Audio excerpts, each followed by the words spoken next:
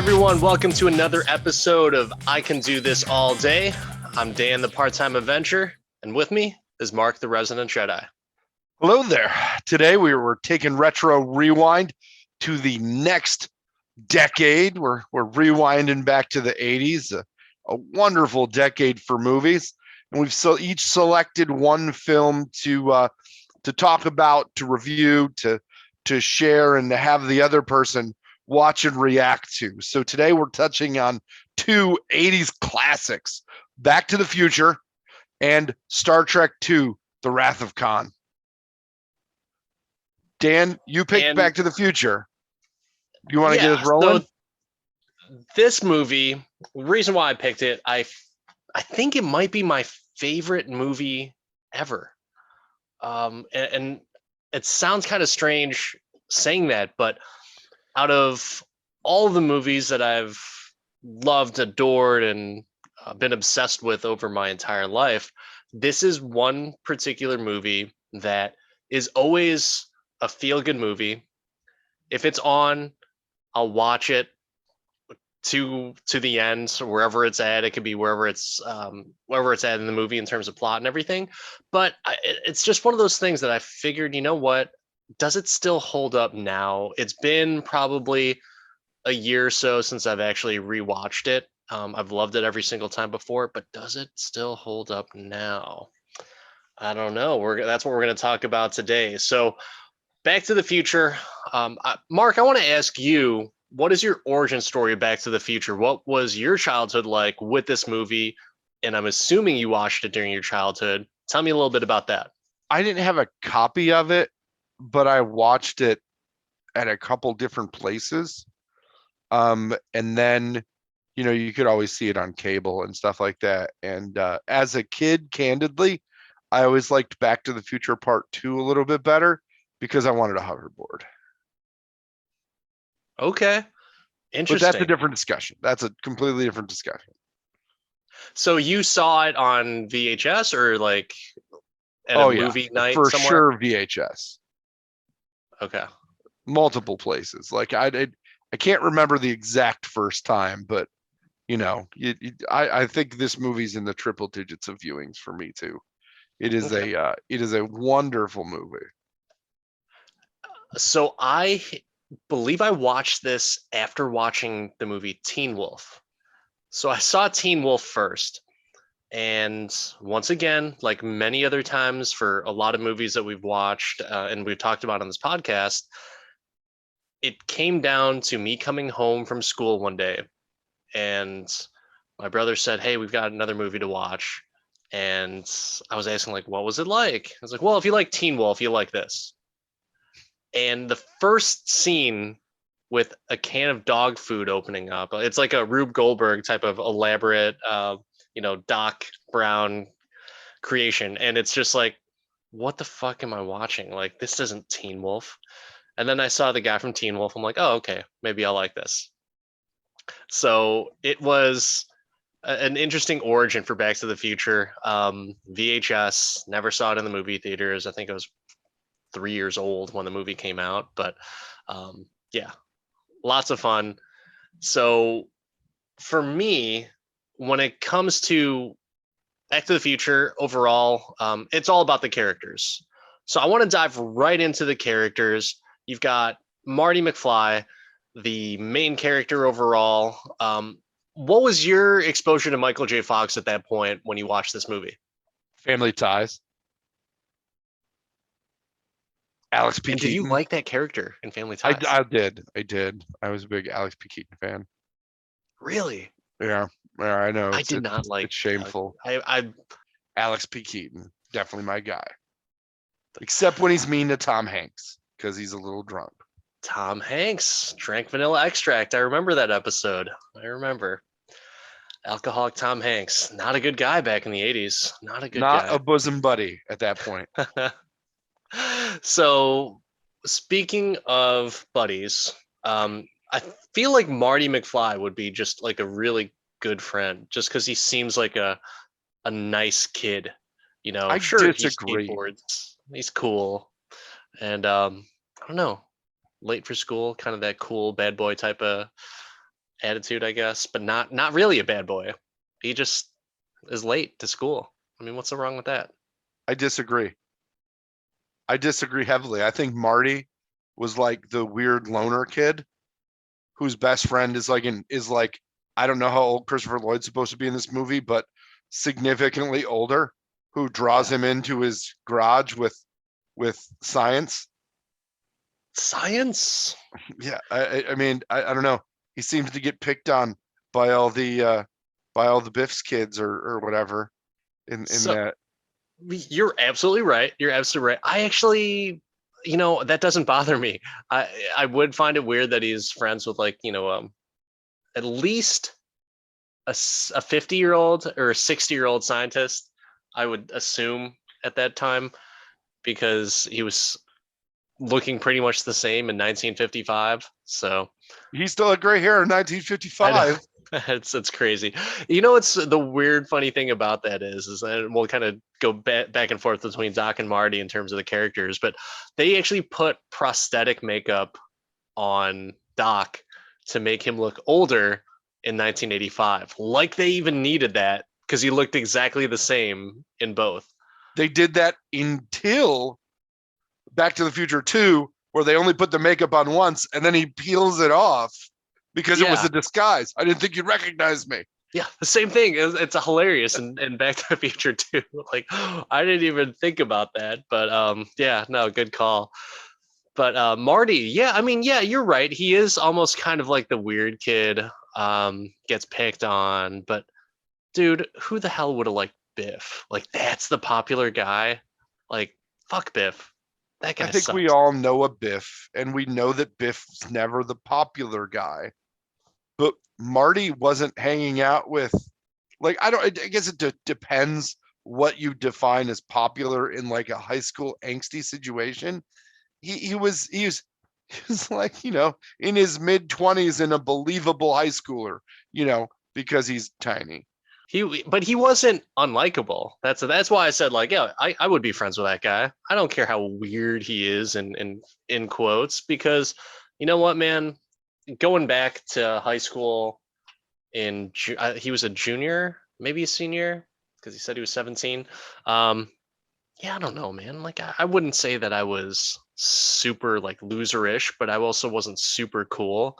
I was fairly cool with everyone, but also at the same time, it's the high school sucks regardless. So it's kind of weird. Let me guess, But Dan, you were a slacker. no, I was a good kid and never got anything below a C. A very few C's in my high school career. Um, but yeah, I mean, I played sports. I was in band. So the nerdy thing would be as I was in band. So, but I will say that my high school was a little bit different. So I went to an all guy high school, and it was a private Catholic high school. So there's a little bit of the aura of like, you know what? It wasn't even really a bad high school in comparison to like co-ed public schools or anything like that, where I was super against going because I wanted to go with my friends to the public high school. But if going back in time, like I wouldn't change a thing because it was like a big fraternity and it was just like a fun time, like going between classes. Everyone was just like, no one showered and just like basically just fucked around for a majority of the day. But we were good students, and most of them were stand up kids, and even the guys that were jerks. It's high school, man. Like it's one of those things where I bet they regret being jerks in high school. So I'm good with that. Man, the listeners just got a huge insight into why you are the way that you are. How did you You feel what? about Marty's band, being the experienced musician that you are? So the pinheads, dude, Marty could shred, man. I don't know why. Like it must have been Strickland where they were just like, we're not giving this guy a chance. Like slacker out of It there. was it was Huey Lewis. He was mad at him for playing his song because the Huey guy Lewis who, does get mad at people for playing his music. well, So Huey Lewis was the judge that kicked him out of the competition as he was playing the Huey Lewis song in the Mark, competition. he was just too darn loud. He That's was. all. He was. The power of love is a soft thing, apparently. It's a ballad. So Marty, I like the character of Marty. His just really just fun guy. Like, and he never seemed like the down and out type of person, like as a person in high school should be probably. Sure, he had a little bit of that moment with Jennifer on the bench at the beginning, but no, it was pretty positive and not such a downer on himself the entire movie. I think it was pretty cool. And I mean, he had great willpower because he didn't bang his mom. And she was so hot. She was so hot. She was so thin. Oh man, no Oedipus complex there. Yeah. Did you ever watch? So here comes the random alert. Random alert. So have you ever watched the Netflix show Glow? I have not. Okay.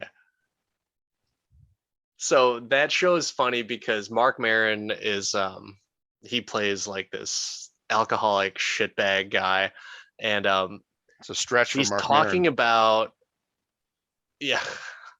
he's talking about how he wrote a script about a guy that goes back in time to fuck his mom, and the people are and this is set in the 80s, and they're talking about like, yeah, they've made that movie. It's Back to the Future. He's like, no. He goes back in time and he wants to have sex with his mother. It's like, yeah, Back to the Future. It's just a fun callback. And just I love that show just because of that little Back to the Future homage and making fun of the whole thing. It's definitely an interesting concept to deliver into a movie, and like a scene that may not be appropriate for all ages public airing in, say, a retail setting, because somebody may have played this DVD over and over again in a retail store at some point in their life. I don't know. Marty McFly as a character to me was just one of those nice feel-good characters. A little bit down on his luck, but at the same time, he wasn't overtly that 1980s character of like a jock or nerd, or really he was kind of somewhat in between. But you had said something a little bit earlier that he's much of a slacker, so that's kind of what he is. He was such a loner. He was like, didn't have friends. It wasn't like any other, like, at least most movies where you play somebody in high school, you've got like a buddy. He's got what can only be at least a 50-year-old man, right? Because he was gray-haired, old with dead parents in the 50s, right? So 30 years later, how old is the doc? And what is going on here? But the funny thing is about that is that he had a band. So he had some friends, at least, a couple of friends in that band, and they're never mentioned once again anytime after that. No, but all the dudes that can play guitar like can find a band. If you shred like Marty, you're gonna get picked up by a band, or he found those people. You don't know if those were students or if those were like people from Guitar Center. He could have been that guy that just goes to Guitar Center by himself and tries to play Stairway to Heaven. You never know. Very true. Yeah, you might be right. And I guess my experience with some of the people that I knew that used to be in bands, they were just a lot more close knit. But you're right. I mean, it could have just been like, hey, you want to start a band? And then, yeah, sure. We there's this battle of the bands. Let's just form a little group. Maybe. Yeah, no. Maybe. He was very Morty. This Marty. He was very Morty. Not as whiny, but a loner. And he's Morty with a girlfriend, basically. That's a big difference, man. Sometimes the girlfriend makes the big difference. So that is true. But he was not alone because, as you mentioned earlier, he had his at least 50-year-old companion, Dr. Emmett Brown, played by Christopher Lloyd. What a weirdo. That's the best movie character of the 80s. Yeah. And who wouldn't want to have a scientist friend like that has like, a Rube Goldberg obstacle type machine just to open up a can of dog food. It's got to be freaking amazing to have someone like that, just to have that type of crazy mind. In my opinion, Marty was just trying to find a way to play louder, getting the doc to build him an amplifier that he if Doc, broke.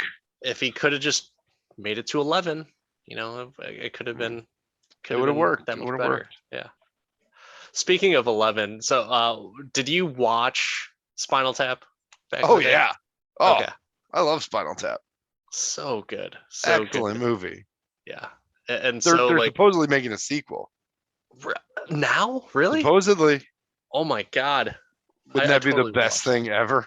That would be. That'd be Or awesome if they were or still the rocking out. worst? I don't even know. I don't even know. Who Oh knows? man. But that would be pretty sweet. Um, Doc Brown, so yeah, really weird that he's friends with a high school kid, 17 years old, not even 18. Marty's not even 18. So yeah, it's a little weird. I want to know how the doc got his hands on a DeLorean in such wonderful shape.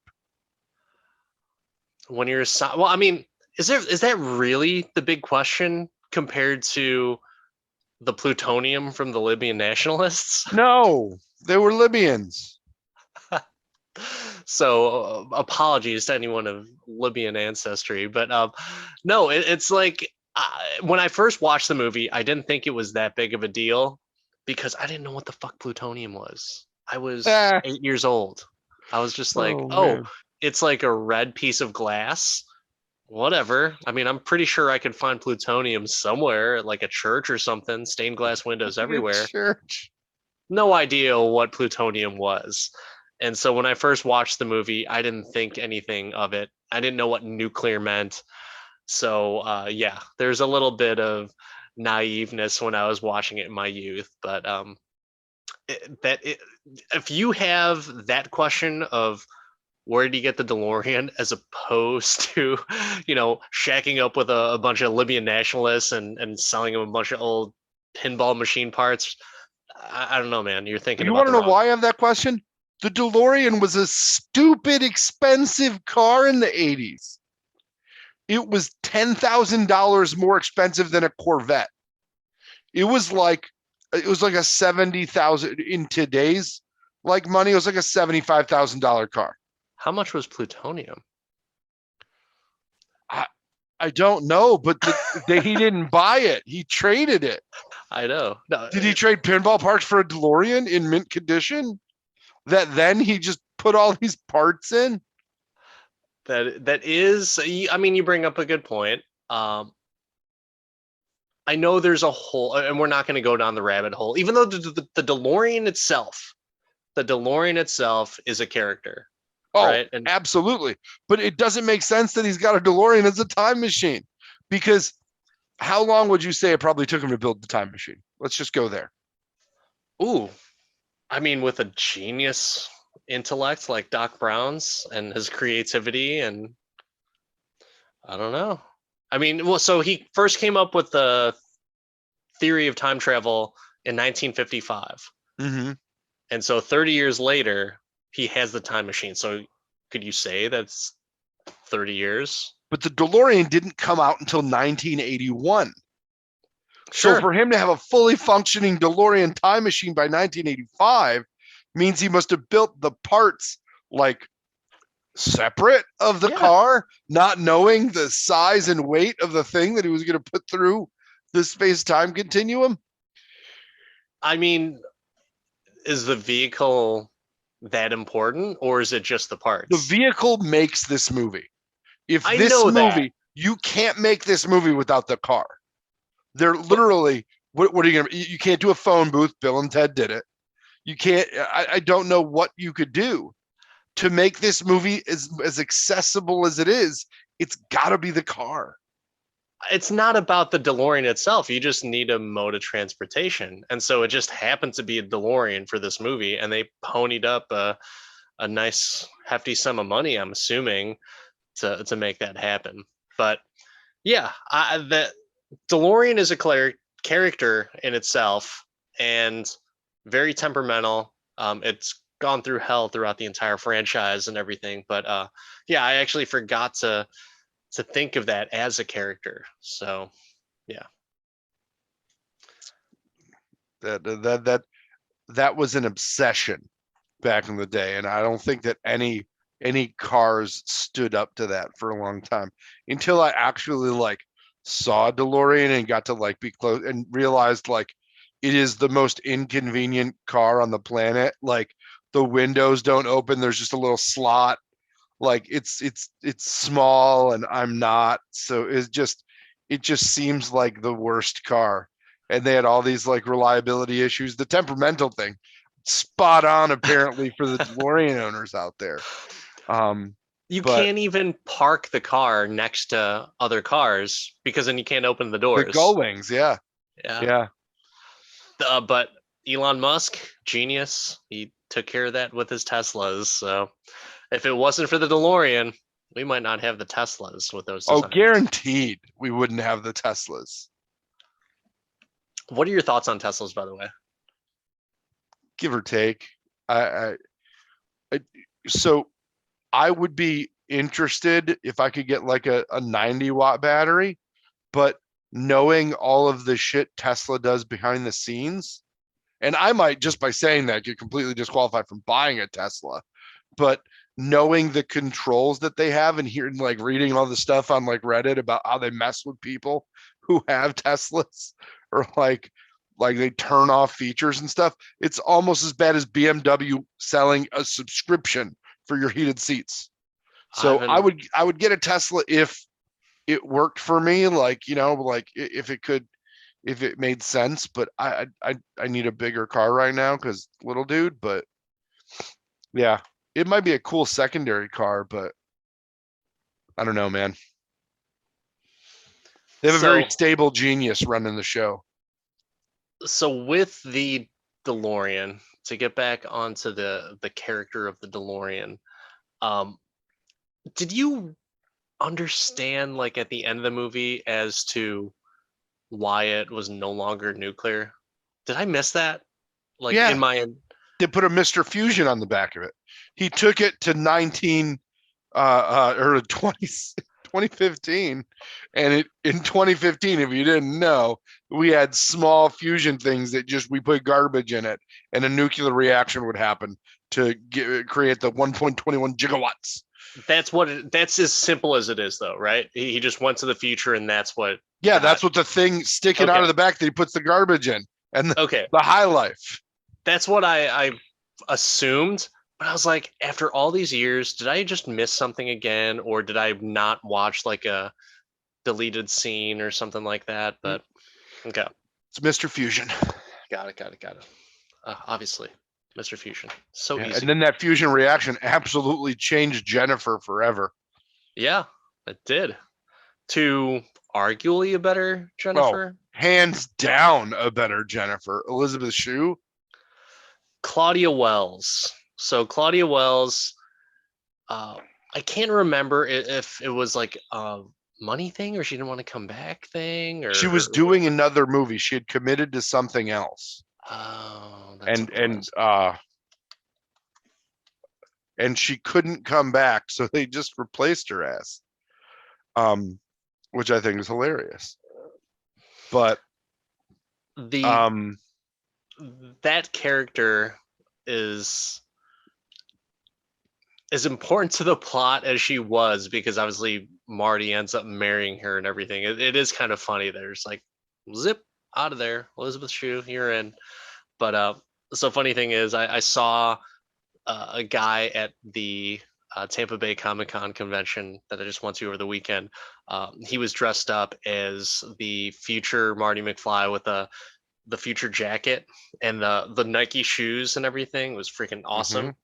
And then I turned to his wife, and she was dressed up identically to Jennifer, which is awesome. So that was a really cool little cosplay right there. The question is, did he have the real mags or like some fake ass mags? I mean, they looked pretty damn legit. They looked high as fuck, boxy, gray. I mean, they made the shoes from Back to the Future. They might be the real ones. I don't know. Those are like a $5,000 pair of shoes. I don't know. I couldn't tell you. I don't know, but it looked pretty damn similar. So, how did you feel about the parents in this? I think you got to kind of lump them together. Yeah. So George McFly and Lorraine, um, very almost. You feel bad for Marty at the beginning of the movie when he walks into his house and his dad is just getting abused by Biff. And Biff, actually, you know what? Before we go to them, just because I brought it up, uh, Biff as a character is just freaking amazing. I wish that that actor was in more movies because I would watch anything and everything that he's in, and I think that he just did a wonderful job with that. And his little back and forth with McFly when he crashes his car, and he's saying like, "Why didn't you tell me it had a blind spot?" And he's like, "I spilled beer all over my jacket when they crashed into me." It's just a complete utter piece of shit, but so funny. And every time I watch the movie, I chuckle and laugh at that part where he's just this oblivious fucking buffoon, but he just thinks that his shit doesn't stink and it's always someone else's fault. So yeah, I don't know. I just wanted to throw that in there about that character really quick. Do you want to talk about Biff really quick before we talk about George and Lorraine? Yeah, no, I don't mind Biff at all. I like I agree that Tom Wilson being in more movies would be great for everybody, but he does a lot of voice acting now. Does he really? Like he Okay. does a lot of work on he did a lot of work on SpongeBob for the entirety of the run of that show, and like some of the DC stuff, and he does a lot of voice acting and some TV work, but never really got back into movies. Which I agree is surprising because he he's just really good. He was on Freaks and Geeks though, Okay. which is like one of the best TV shows ever. Talk about a pool of talent. Um, but yeah, no, I think it's he started doing voiceover work in the 90s and just kept going. He was on Gargoyles, if you remember Gargoyles, the Disney, and he was on Batman the animated series and did a lot of voices for that. Okay.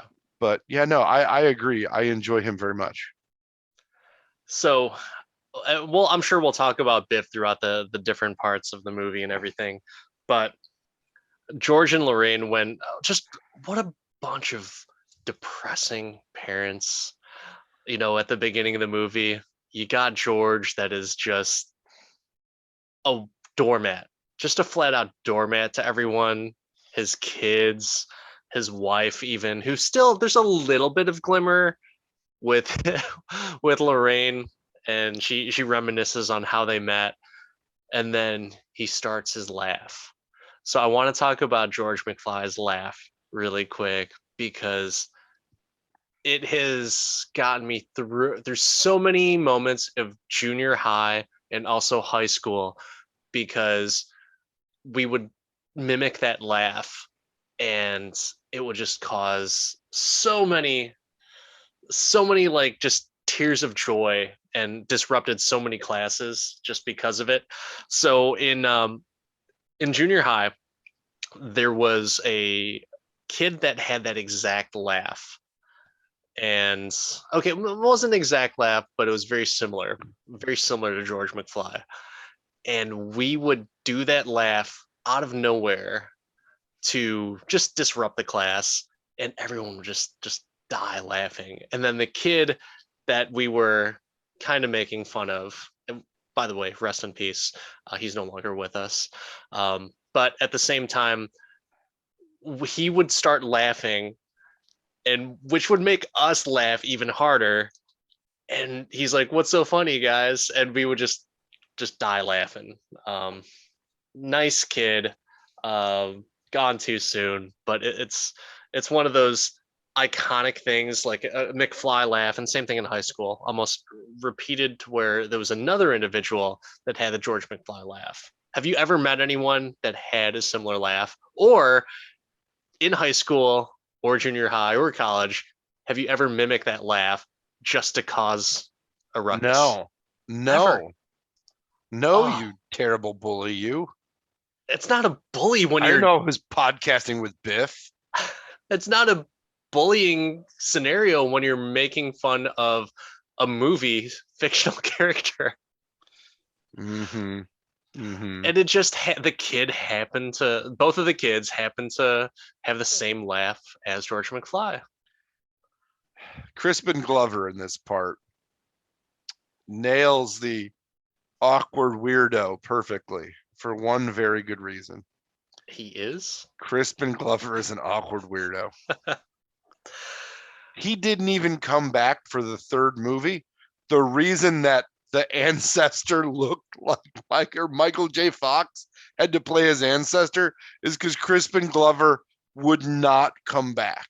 Well, he didn't come back for the second one either. He didn't come Yeah, back for no, they 3. just used. Yeah, well, who played Upside Down George in Back to the Future 2? I thought Crispin Glover was there for that. No, Crispin Glover is very like he still to this day.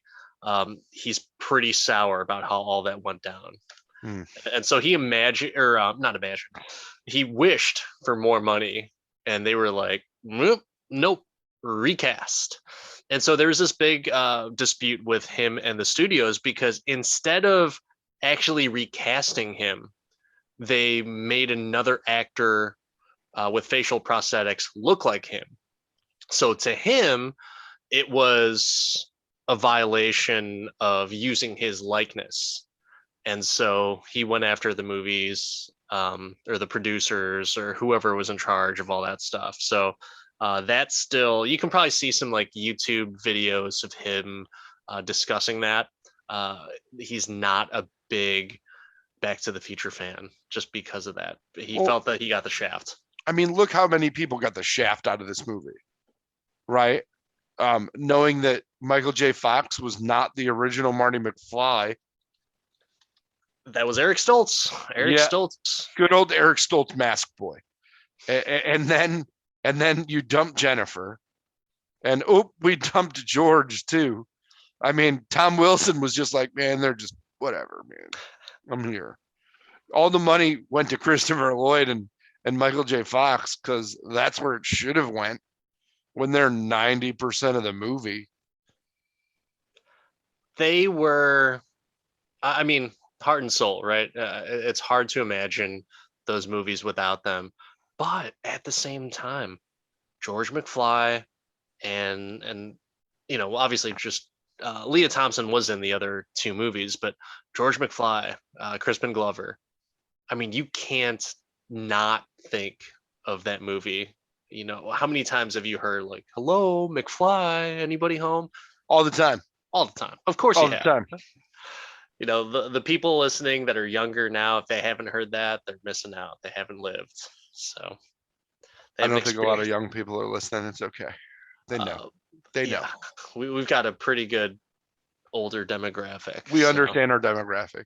Yeah.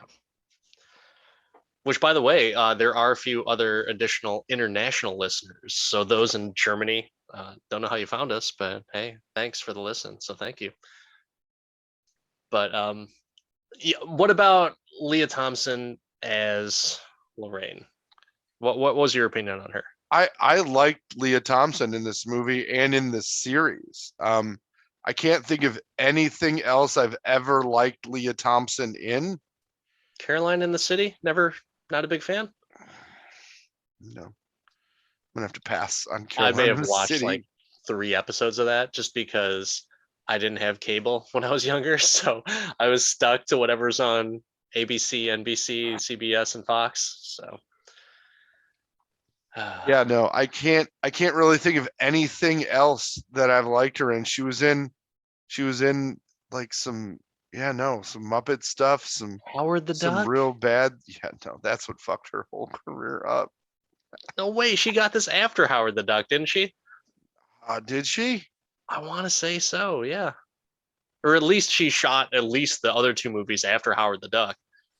No, Back to the Future came out in 85, Howard the Duck in 86, with Back to the Future Part 2 in 89 and 90. So they brought her back. And in Back to the Future 2, they really just put ridiculous makeup on her and you know, just fucked with her a lot. I mean, at that point, you know, she was like, I'll come back for nothing. She also was like a background actress in Dennis the Menace and the Beverly Hillbillies and the Little Rascals and stuff after that. But yeah, the never in Red Dawn or anything like that. Like Red Dawn was before all this. Yeah. And fun fact about she was in the original Jaws 3D, which made the 3D Jaws joke and Back to the Future 2 really funnier. That was the worst Jaws movie ever. I freaking hated Anything that but the movie. first Jaws movie was the worst Jaws movie ever. Second one wasn't terrible. It's fine. But Jaws 3D, that one really screwed the pooch right there. Even my son, we were watching that and he's like, why does that look so weird? It's like, if you're not getting past a 6-year-old, he was 6 at the time when we watched it, there's something wrong, man. But But to dude, be that fair, cast though for Jaws 3D, Dennis Quaid, Louis Gossett Jr. wait, Iron Eagle? You're talking about Yeah. Iron Eagle? Oh, Or oh, we could talk about Iron Eagle, buddy. Me and my Walkman will talk about Iron Eagle all day long. Iron Eagle? I know there's like 17 of them, but I never watched any of them. So First one. The second one, I believe, is basically the exact same movie. And then they start doing air shows. So who knows? But yeah. This is the first of many movies in the 80s to have an unruly teen and an aged benefactor and leader to take him through some things. Some of them involve going back to the future and not banging your mom. Other of them have to do with military incursions. It was a trend in the 80s. Why do you think that was? Do you think it was just because they wanted big name actors, which Christopher Lloyd wasn't necessarily a big name actor, but I don't know. Christopher Lloyd was on Taxi before this. I mean, Christopher Lloyd was on TV. just as famous as Michael J. Fox. Yeah, I guess. But I'm just wondering like what the logic was behind that, or if it was just like, did people just like writing scripts like that and just They just I don't made know. more movies in the 80s, man. You didn't have as much pay TV. Everybody went to the theater on the weekend or whatever, right? Like if you wanted to do something, you went to the theater so they could release a new couple movies every week and people would just go. I I don't know mean, what to think focus. about back before you could buy like first day tickets on your phone. You'd have to go to the theater, buy the tickets. I still laugh at the people that go to a theater and walk up to the ticket counter and like, what movie should I go see? Like, do you not own the internet on your Is it phone? 1985? Like seriously, I don't What's going understand on this. here? I mean, I get it. Maybe if there's like senior citizens and they want to go see a movie, totally get it. But anytime I see someone under the age of 40 walk up to the ticket counter, I'm just thinking like, wow, are they poor? Like, do they not have anything in terms of a cell phone or anything like that? I just feel like it's crazy. And I might understand this. I might understand this. They're just like, fuck that. I don't want to play a processing fee by buying my ticket online. So I kind of understand that. But I didn't even know there was a processing fee there, Biff. oh yeah. Why are you bullying old people, Biff? I will bully as many old people as I I didn't can. know this about you, that you're such an angry young bully. I didn't Oh, know making fun of someone in terms of their financial status was bullying. I don't know. I just man, you're going to find a big old stack of manure in your car in a couple of days, man. that's awesome. Mm. Um, so speaking of shit, let's talk about the brother and the sister of Marty. the completely useless beginning and end characters. Like, oh, we have bookend characters. You Oh see them at my, the beginning, you see them at the end. They have no impact except they're in a little picture and they disappear and reappear. yeah, that's the one thing that makes them important, right? Because really, it doesn't matter about them, and I do find it really charming in the fact that they start off in the movie as like, Dave works at McDonald's, and I can't remember what's the sister's name. Aaron? Whatever. Sister is talking about how she'll never have a boyfriend, and then at the end, she's, the tables kind of turned to where she's like getting phone calls left and right, and she can't tell if it was Craig or Greg that called her. And I thought that was funny. I thought that was a really cute ending to two characters that really just looked like losers at the beginning of the movie, and then they turn it around just based off of Marty's actions and their mom and dad's actions, and it Well, that was changes their 4, entire right? thing. Because it wasn't just George and Lorraine, it was Linda and Dave too. Was it Linda? I It was totally forgot. Linda. Is Linda. Wow. Listen, Linda. Let me ask you a question though. Was Marty the youngest? Yeah. So here's the real question. If you're at the dance and oh, Marty, that's a great name. How is the firstborn not Marty? Where does Mm. Dave come from? So, all right. That wasn't the grandpa's name or the dad's name. It wasn't the jailbird's name. Where do they So, get Dave and Linda before Marty? all right. I'm glad that you brought this up because I want to talk about some plot holes. So that being one of them, I never really thought of that one. So you brought up a really good point. So I really like that. And so yeah, you would think that that would be the case. My plot hole is the whole the Biff situation, how he becomes like a car detailing guy at the end. So am I led to believe that Biff was in on it, or he just became so submissive because George knocked him out? Like, I'm so confused by that as to what Biff, what he actually is at the end of that movie. He was a mobile detailer because he did such a good job getting the shit out of his car in the No, no, no. when he I basically get goes through it. that. I get the Yeah, irony. I think that it ended up being a situation where George knocked him out and he started having to like not bully George. George stopped doing all of his work. So he had to go into business for himself, just wiping up cars. Remember, Biff was his boss and was like but now George is the boss because of my knuckle sandwich. Right.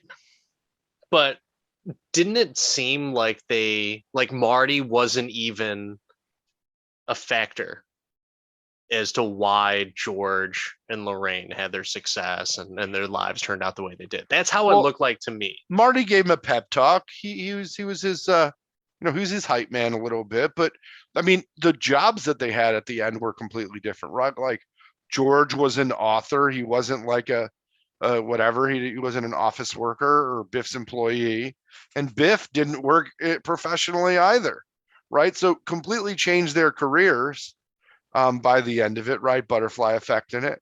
But I think that Marty built up George's, you know, confidence a little bit, right? Yeah, in the time that he was there with him. Totally agree. I completely understand that. But I feel like, when Lorraine says this little line where it's like, well, if it wasn't for Biff, we wouldn't be married.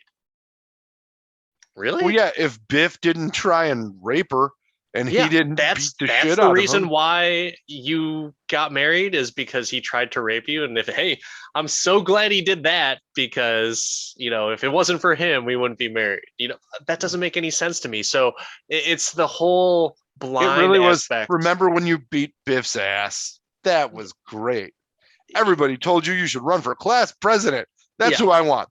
The unhinged nerd guy that peeps into people's windows and punches random guys in the face That's presidential material in 1955.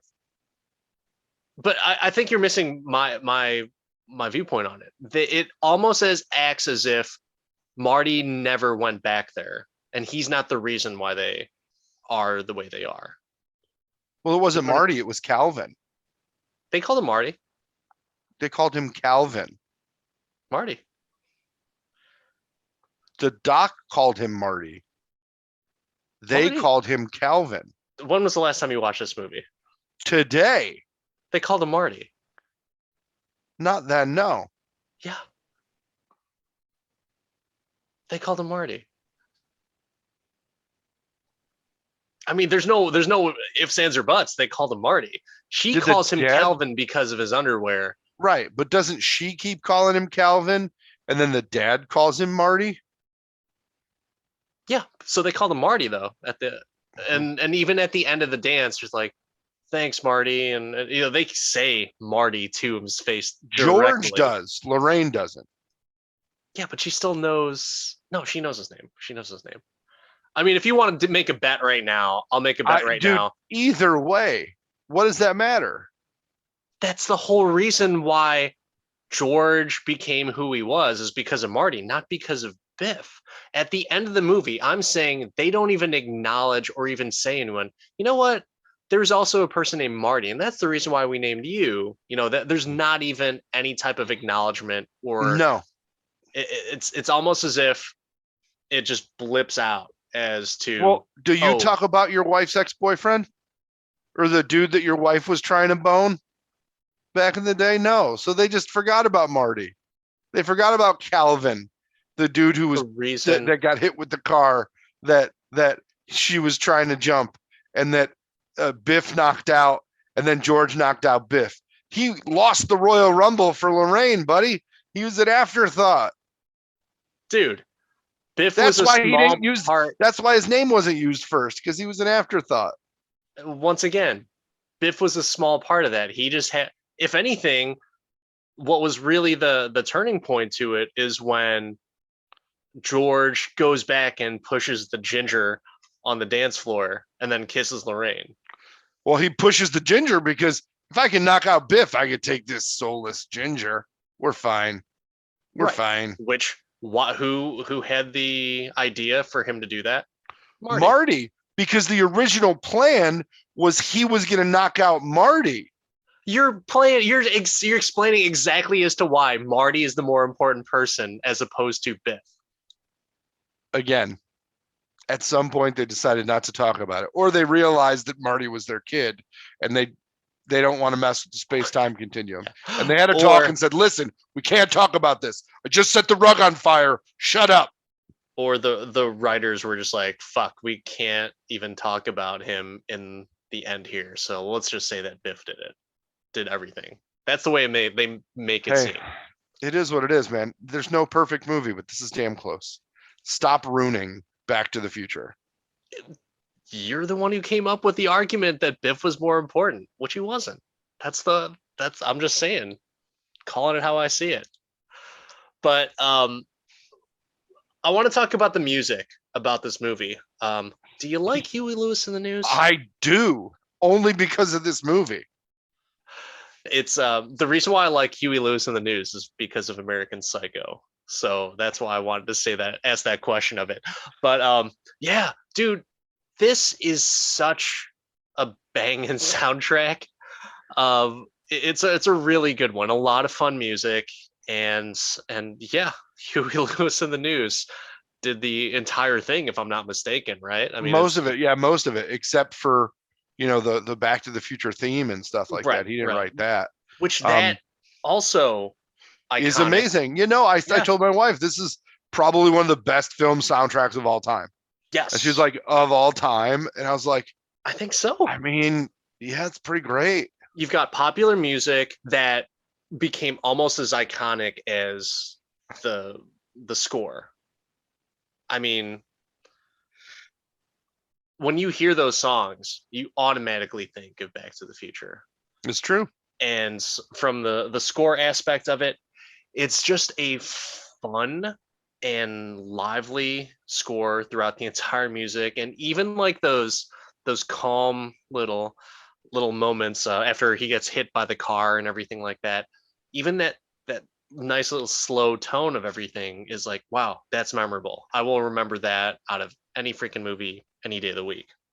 So, yeah, perfect. Huey Lewis. I thought that was pretty cool as well too, and I'm curious as to if they could have used another band for the music in the movie, who do you think could have done it and it would have still been as memorable and lasting, such as Huey Lewis and the News? Mhm. Before I answer that question, I want to ask you if you know who the composer of the non-Huey Lewis music was.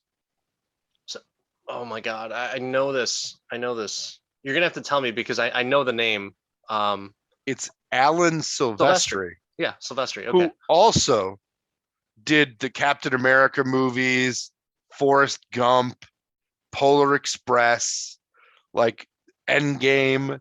He did all of that background music too.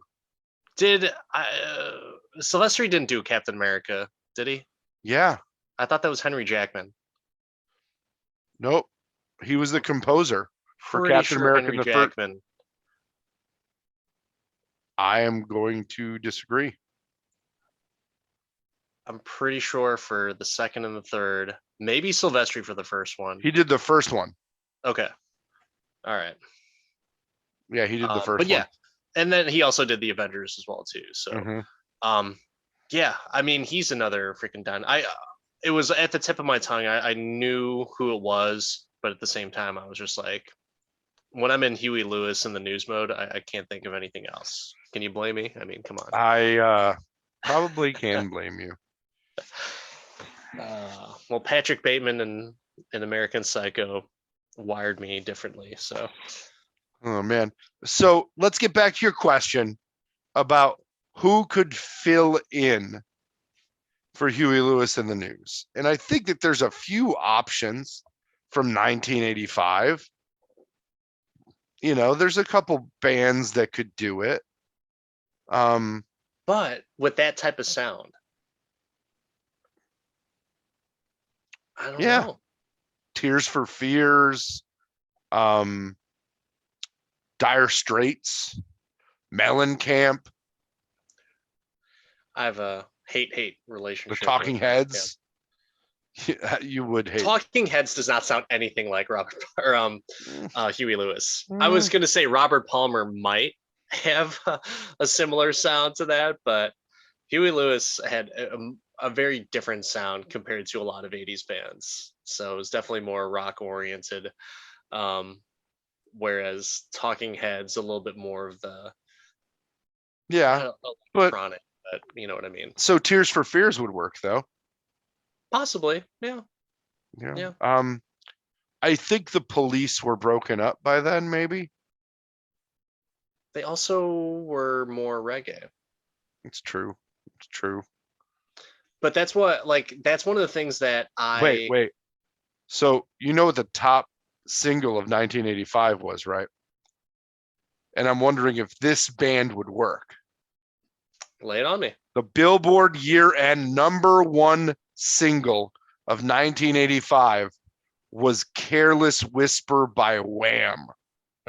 I love Could that song. Wham have gotten us Back to the Future? No, not at all. I mean, they'd wake you up before you could just take the whole first scene with the alarm clocks. Wham! It's happening. No, I will say no to that. Oh man! As much as I love some Wham and that clip in Zoolander, no, can't do it, man. But throw some Careless Whisper in there at the very end, maybe. Yeah, sure. No, you throw Careless Whisper in when he wakes up in his mom's room. just make it even more weird. But the thing about that for the music, and especially in this movie, though, it was, the Mr. Sandman, that it was such a good setup. Like that was the 1955 movies. Yeah, the music for the time, but then also at the Enchantment Under the Sea dance, as the band's playing Earth Angel, like even that rendition of the song is fantastic. Like every single piece of the music of that movie was fantastic. And so Marvin Berry, I'm not sure if Marvin was actually singing that particular song, but really great. Yeah, Marvin music. sang after he cut his hand. He was only singing. I meant like the actual actor, if he was the one that was actually singing. Oh, I think like Michael J. Fox did not either play guitar or sing? Michael J. Fox played the guitar. He did absolutely not. He did. He's actually played Earth Angel with Coldplay on stage as well. They brought Michael J. Fox on the stage. Did he play it? Oh, I just found a YouTube clip of him playing with somebody that I'm going to watch after this. Yeah, he can play. Of him playing Johnny B. Good. If he really played that's impressive. I mean, if you take a look at his it wasn't hands his as voice. he's playing, no, it wasn't his voice. I mean, that was like, I don't know, Steve Winwood or Michael McDonald or someone. I don't know, but like it could have been Michael McDonald. He was it definitely active at the wasn't time. Michael J. Fox. But no, music's fantastic. I don't know how they could have made that soundtrack any better. Even though I'm not like a big Huey Lewis and the News fan, this movie made me a fan of it because like I only like songs, 3 Huey Lewis songs, and 2 of them are in here.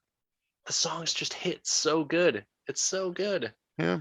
Might be the best movie soundtrack and best musical score. I don't know. Maybe.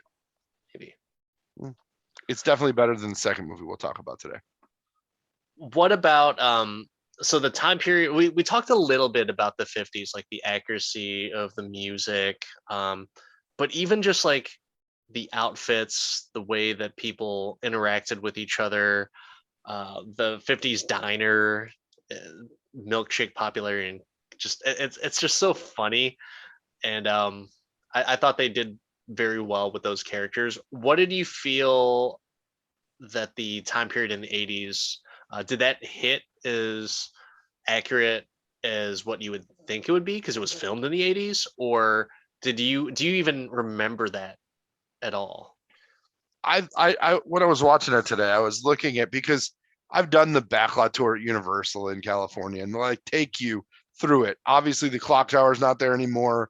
They filmed a million things there, right? And I think the thing that always amazed me about that movie is it literally all was backlot shot. Like the whole town is a backlot, and it's built around the town square, and it's all there. It's either backlot shots or interior shots. Most of the time in Back to the Future, they did the high school. But I didn't have a problem with it. Like nothing stood out to me. It was a city that was run down a little bit, like in the 80s, which, a lot of small towns from the 50s were run down a little in the 80s. It was that change of the guard kind of thing. So I didn't have a problem with it. I thought it was funny. The only thing that I thought was weird is he had this little baby skateboard, and nobody had a problem with him grabbing onto their bumper. Even the police. Didn't you want to do I that? totally wanted to do that, Oh. but I could not skateboard to save my life. And that would have ended my life if I would have ever done that. But like, how is nobody like, yo, how about no? Yeah. How did the cops, what kind of Mickey Mouse police squadron did they have that didn't notice that they were towing somebody? Well, he was ducking, to be fair. Oh, yeah, no. Ducking in a bright red vest. If you duck behind the car, they're not going to be able to see it, which you absolutely shouldn't do. But because cars in this movie all have a blind spot. So I think it's safe to say that we both really enjoy this movie.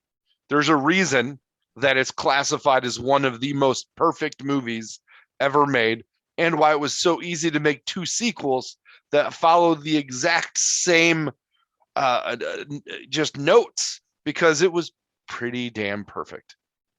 It's like the Hanukkah song. You just can keep doing it all day. So, with all that being said, and we could probably go on talking about Back to the Future for innumerous hours. But Dan, would you say you could do this movie all day? I can do this all day, and I have done this all day in my childhood, in my prepubescence, in my post college years, into my full adulthood. So, yeah, I mean, really, in my opinion, I never really thought of it as my favorite movie.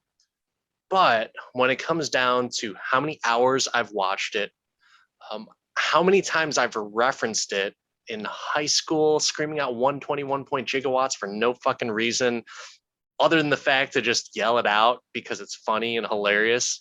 Yeah, I think, I definitely can confidently say I can do this all day. And it's something that I look forward to really exposing my kids to and hoping they enjoy it as much as I do. What about you, Mark? Can you Yeah. do this all day? No, I can. I can. I think it's funny that I'd never consider this my favorite movie. And, when somebody asks me like top 5, top 10, it's not one that like immediately jumps out as it should be in there, but it probably should. It probably should because it literally is a perfect movie and you never turn it off. You always feel good when you're done watching it. You always want to watch the next one. And yeah, no, I like it. It is one of 3 that I will treasure for a long time. It makes you think, though, too, because what is technically someone's favorite movie? Is it something that they've watched the most? Is it something that they just really struck them from an emotional point of view, and maybe they might not be able to watch it all the time because they want to save each and every one of those moments to be like, oh yes, this is why it's my favorite movie. I don't know, man. Like I always make that comparison to food, to where my favorite fruit is strawberries, but I eat grapes a shitload of the time, and probably in the metric tons more than strawberries. So is it my favorite fruit? I don't know. I don't think so. But no matter what, in terms of Back to the Future, this particular movie, I think it just really hits home. And there's a few little scenes where it might not be as striking that emotional chord compared to other movies out there, but at the same time, it just makes you feel good. And that's why I can do it all day. I can't argue with you. I think if there's one thing that we've uncovered during this podcast experience, through all of our episodes, for those of you that have listened to all of our episodes, all like 3 of you, I think that we've realized that there's some movies that our feelings change about over the years, and there are some movies that hold a constant. And I would say that the Back to the Future holds a constant for me. Well said. So we both can do this all day. I think it's to continue on with this retro rewind to your pick. And Mark's pick is arguably the best Star Trek movie, Star Trek II Wrath of Khan. I was all for this pick because I have never seen this. And I just recently watched the Star Trek remake where Khan was a plot point in this. And it got me super excited and very curious. And because the podcaster and movie lover in me has not seen this before, I thought, you know what? Before I turn 40, I'm going to watch this movie because I've heard nothing but good things about it. And here we are. So, Mark, why don't you lead this discussion? Well, people will be like, why did you pick a Star Trek movie to represent the 80s? And for many reasons. One, because it's 40 years old now and still holds up, I think, holds up well enough. And to your point, it has been referenced back to, it probably is the most popular, at least of the original. I don't want to mess with all the Next Generation fans out there that'll be mad at me. But of the original Star Trek movies, it's by far the best. And it it is super fan servicey. If you have watched like any of the original series, plus it is way better than the first one. This is one where the sequel way outdid the first one. I don't know if you've ever seen the first Star Trek movie. Don't bother. It's so bad. It's so bad. They just tried to do too much. But I got to ask you a few things before we get into this, Dan. You mentioned you were excited to watch this. Was Star Trek in your rotation as a kid in any form or any crew that you enjoyed? No, so Star Trek was never in my rotation. I would tolerate watching the show because, once again, my childhood, I did not have cable. So WFLD Fox it was. And, after a certain time, only so many shows were on. So it was like between MASH and Star Trek. And yeah, so I kind of watched it because what else was I going to do as a kid? I couldn't play Nintendo all day. So one of the things was, yeah, I checked out a few episodes, and my brother really liked Star Trek. And, it just wasn't my thing. Star Wars, definitely my thing. In my rotation, no. My curiosity as I get older, yeah, I was like, I got to check it out. Was this like OG crew, Next Generation? Um, so I would say that I watched Next Generation more. And the very first movie that I saw that was Star Trek was actually it wasn't Next Generation. Now that I think about it, I saw the one with the whale where they travel back in time. Oh, the third part of the Wrath of Khan trilogy. Yes, we'll What talk about is that? We'll talk about it. This movie, it kicked off 3 consecutive movies that all plot intertwined like directly after each other, which I thought was new at the time. Like you never saw movies unless they were like Back to the Future movies, that like started when the other one ended. So it was like episodic movies. Yeah, no, these were Okay. 3 episodic movies because they came out so long after the original series had been canceled. 1969 is when Okay. the original Star Trek series was canceled. January of 1969. Okay. For me, it was just one of those things where I had heard that it was really great. I mean, Eddie Murphy had a stand-up special where he said Star Trek is just good shit. He called it out on his special where he like how he enjoyed it and how Captain Kirk would just sleep with every species, it didn't matter what, right? So I was curious, but like it just didn't grab my attention. And so naturally I liked and I think, you know, as a child, I think you're going to gravitate towards one or the other, Star Wars or Star Trek. And I just happen to gravitate towards Star Wars. I'm surprised because the thing that gravitated most of us towards Star Wars were the toys, right? And I know, no Star Wars toys for Danny. True. Yeah. I think that there's a lot to dig into with this, but I just want to start with the cast because I thought that this movie was kind of a victory lap at the beginning and just hit a lot of nostalgia. And I loved the way they introduced people. So starting in the beginning of the movie, when they bring Shatner in, do you enjoy Shatner as Kirk? Like, as the main character, does he hold up for you? I think he's just campy, eccentric, and I've seen the shitty fight with the lizard man way too many times, and I can't take him seriously. And the fact that he's played a caricature of himself in every performance since then, even in Boston Legal, the TV show where I actually really liked his character, he was a caricature of himself.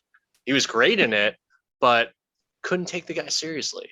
So, yeah, James T. Kirk, it just not my captain or admiral in this case. I was surprised to see that he was an admiral. Yeah, normally when you're fighting lizard people, you don't get promoted, but yeah, like 10 years, 12 years after you get out of the captain's chair, or when you get canceled, you come back as an admiral. What about the original cast? I'm a big fan of the original cast and the contributing actors, right? Nimoy, DeForest Kelly as McCoy, Scotty, James Doohan. I love that guy. That guy is so underrated. And then Walter Coing and Nichelle Nichols, R.I.P. I think that all of these are quality crew members. But what about you? No, they're great, and you forgot George Takei. Did So, yes, they're all great. But I just thought Kirk was too campy. And maybe it's because I had seen him as that caricature of himself later on prior to watching Star Trek, like, getting more deep into some of the Star Trek episodes, which, by the way, I didn't get too deep in. I don't remember shit. I just remember he fucked a green chick and he slow motion karate chopped the lizard. So, here's the real question. Did you watch the Khan episode of the original series? No. So that's something that I didn't get. So I just assume, like, I hope that there was something before this that kind of built up to this plot, because no idea who the fuck he was. So yeah. We'll get to Ricardo in a moment, but did you have a favorite? I know your George Takei impression is on point. Do you have a favorite member of the supporting cast? I would say that Spock, Leonard Nimoy as Spock, was great, and Scotty was just, you liked the impersonations of everyone, or impersonations of Scotty that everyone did. So You like everyone said, like "Beam me up, Scotty," but also at the same time, they did the whole, "I've given it all you got, Captain." It's funny. So those of you might too, and it has nothing to do with like their acting. It was just, I like the dude with the ears that could pinch someone and they could pass out, and I like the funny Scottish guy. Yeah, that's fair. Yeah. It's fair. I think in this movie, obviously Leonard Nimoy gets his due and his lead piece, and through the next two after this, he gets good play. But I think all of them, man, I just like, I don't know why, it's a nostalgic thing for me, and I'll watch these and enjoy the original crew almost more than sometimes the next generation crew. Outside of those two, though, I can't do any other Star Trek. Like, it's too much for me. There's too many variations. Yeah. I mean, I've watched enough Star Wars to balance, but man, so many variations. But this is the classic. Speaking of variations, you got another Vulcan, another person with pointy ears in this movie. How did you know, or were you shocked? I think I remembered, but it didn't connect. And it's been so long since Kirstie Alley has been very relevant. And, it's been how many years since Fat Actress? I think that was her show, right? Where it was around her. But yeah, you know what? I need to ask you a question. They refer to her as Mr. Savick. Am I missing something in regards to why they refer to her as Mr. Savick? It's they don't have genders. They just are. They're the future. No, seriously, come on. Yeah. They refer to officers in with the male. Really? Yeah. I thought it was like a Vulcan thing that I just wasn't aware of, because there was like at least it could 5 be that. times. I honestly made that up. I'll be honest. I bullshitted you on that one. I could be completely wrong. I don't know. I think that they played it off as a futuristic respect thing. That's the way I always took it, but it could be completely different. Have you ever heard them say like Mr. Uhura? No. So that's why I was curious. I was like, I've never heard that before. No, you know what? There are people out there that know. Maybe they're listening to this podcast. Maybe they could, in the comments, they could tell us. Maybe they could send us an email just ripping us on our Star Trek knowledge and our bias towards anything else but Star Trek. But hey, for the record too, I would not consider myself a Star Trek fan. I appreciate some of the shows, some of the movies, but I am not a Trekkie. So, I mean, I think that was pretty obvious when I was talking about it earlier. I'm an appreciator of the 80s and 90s versions of this, right? But I am nowhere near as deep into Star Trek as I'm into Star Wars. But I appreciate it. I like the campiness of Shatner, and I enjoy Patrick Stewart. But yeah, no, like I've watched the first season of Picard, and I haven't caught up yet. I'm really like I paid for Paramount just to catch up. Still haven't like prioritized it, but I love Patrick Stewart. So those two things keep me in. But yeah, no, you know what's really funny about this and Kirstie Alley being in this movie? She was in this movie before Cheers. This is her third acting credit overall and her top billed acting credit on IMDb. She did so well in it. I don't remember her from any other movies. Look who's talking. I meant Star Trek movies. Oh, no, it's funny. Okay. Funny story about that. They replaced her with somebody else in the next timeline sequel. The same character? Same character, still Savick, but they used somebody else. I wonder if they referred to her as Miss Savick. Oh, no. I wonder. Mr. Savick was consistent. Oh, really? Okay. Yes. I feel like you're making that up too, but okay. No, I've watched all three of them. Okay. All right, cool. Multiple. This is one where I'll watch one. And I should watch the next one. I should probably watch the next one. It's like Back to the Future. You get in that loop. Yeah. Okay. So, Kirstie Alley as a nice surprise. Then, the man, the myth, the legend, Ricardo Montalban, coming in as Khan. Where were you on this guy? I didn't know anything about him. I thought he played the character well. Very eccentric, a lot of man cleavage. So he was very deep V's. Yeah. So no. I mean, he was intriguing, and so I was like, okay. I went into this knowing that Khan is the baddest motherfucker out there, and so I was curious. Like, okay, cool. Well, he sounds like he's playing the part right now. He's got some weird little caterpillars that go in your ears. So okay, so he's got some of the nice little pets to take control and mind control and do that weird shit, the 80s thing. So I was like, okay, all right. So far I'm into it when his first scene comes in. So just backstory, right? And not much backstory. I've watched it once and it was probably like 5 or 6 years ago at this point, or longer. There is an original series episode where they give a great synopsis, I think, in the movie about they found Khan's ship adrift. It was adrift for many years because it had broken down. He was a genetic engineering experiment from, the late 90s, early 2000s, because, it was 1960 something when they made the show and introduced the character. And he was like genetically engineered as the perfect human, and there were bio wars, and he was exiled because he lost. And they find him, and he tries to take over the Enterprise. And then they take away the ship and maroon him on what is SETI Alpha 5, right? Yeah. That they talk about, but they didn't know that. And they explain in the movie, right, that it shifted and now it's a desert with the special caterpillars. But this is such a huge, for me, this is the first sci-fi movie I can remember it chronologically that goes full on like fan service. They took a big bad from the series, his ship, everything, right? The Botany Bay references, the whole thing, and laid it on the big screen.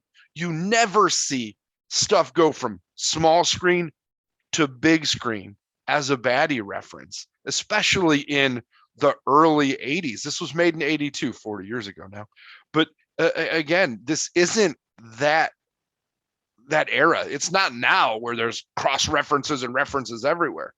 There is so much fan service in this, from the Romulan ale to the old books that Kirk likes to read. It's just, it's such a, that I loved about this movie, and the big bad especially.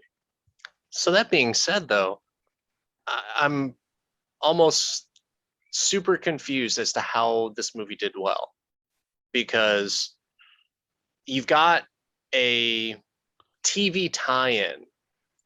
And I mean, did every Trekkie just come out of the woodwork to watch this?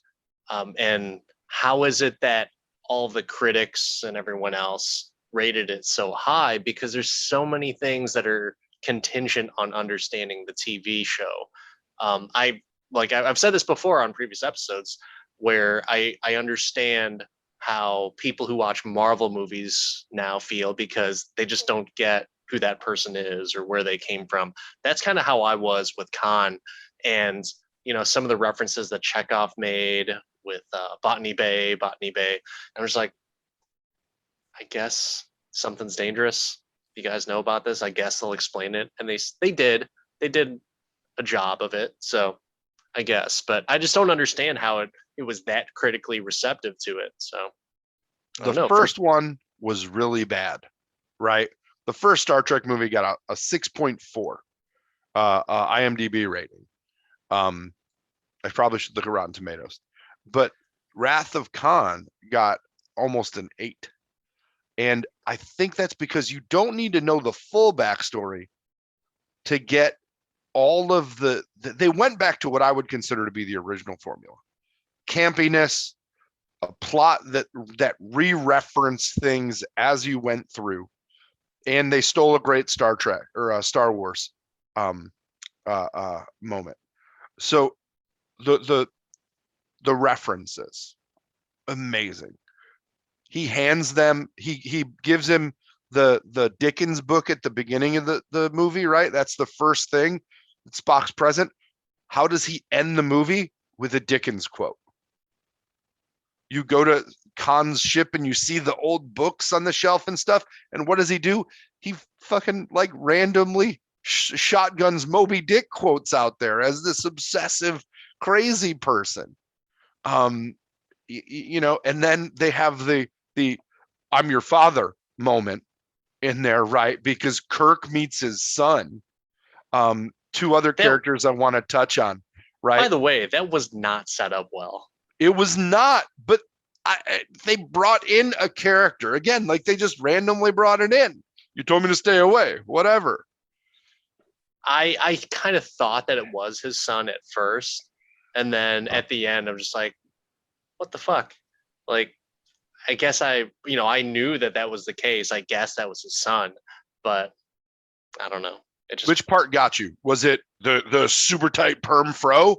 Was it they both like punch people and ask questions later?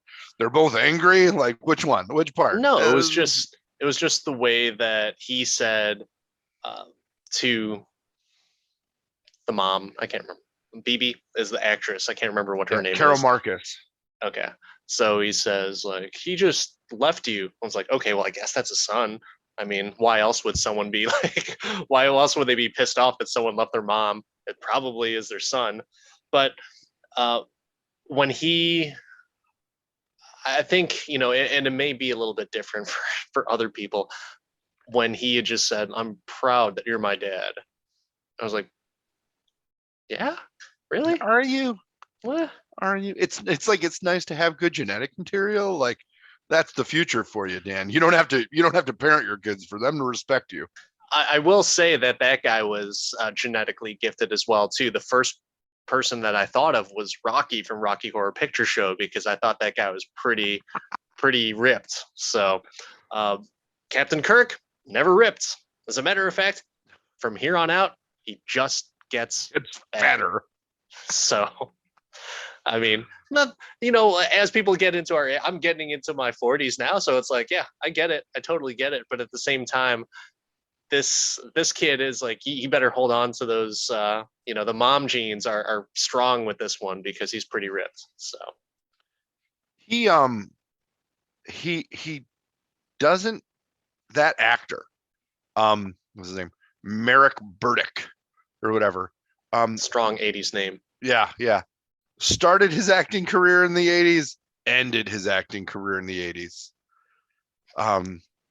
With such great movies as From the Dead of Night and Fright Night Part 2, both of which he had a single word name, Rick and Richie.